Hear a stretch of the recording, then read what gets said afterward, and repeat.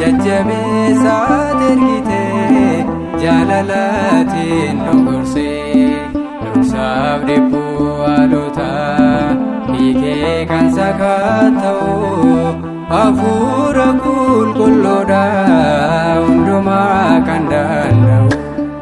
madaan barruu kee madaa dhaloota gorse jajjabeessaat ergite jaalalaatiin nu gorse dhoksaaf dhibbuu haalota hiikee kan sakatta'u hafuura qulqulluudha hundumaa kan danda'u.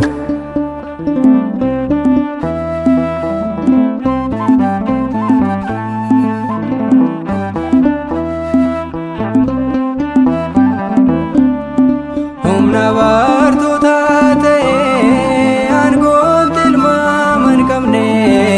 raayyaan mootiitti marsuus si faarfachuun dadhabne abdii fagoo dandhamu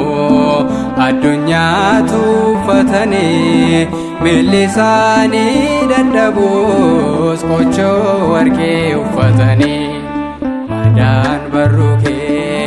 madaa dhaloota gorse jajjabeessaat ergite jaalalaatiin nu gorse dhoksaaf dhibbuu haalota hiikee kan sakatta'u hafuura qulqulluudha hundumaa kan danda'u.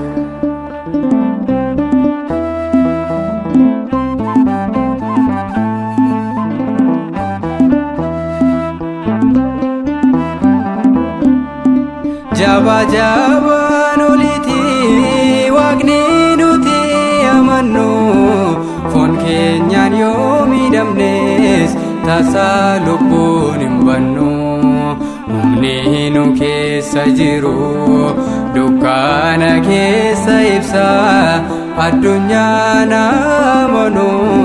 gooftummaa Yesuus labsa madaan barruu kee madaa dhaloota gorse jajjabeessaat ergite jaalalaatiin nu gorse dhoksaaf dhibbuu haalota hiikee kan sakatta'u hafuura qulqulluudha hundumaa kan danda'u.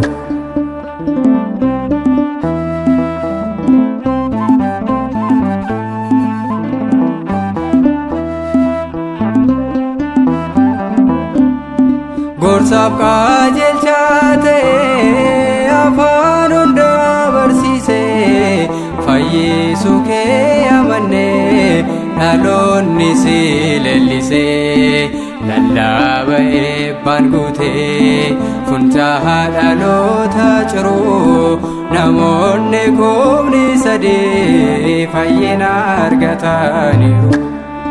madaan barruu kee madaa dhaloota gorse jajjabeessaat ergite jaalalaatiin nu gorse dhoksaaf dhibbuu haalota hiikee kan sakatta'u hafuura qulqulluudha hundumaa kan danda'u.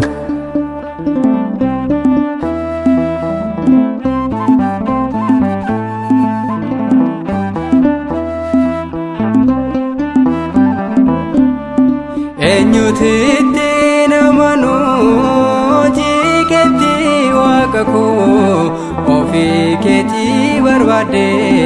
na fayyistee gooftaa koo micciiramaa harrabaa saba keessaa dararu Damaasqootti hidhattee argine si jijjiiru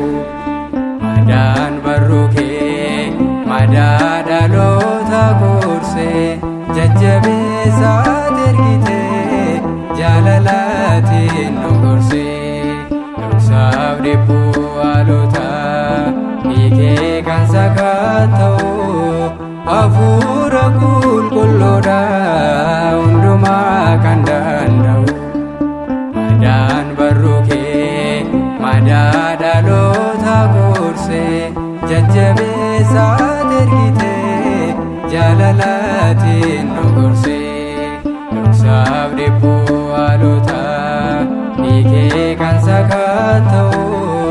hafuura qulqulluu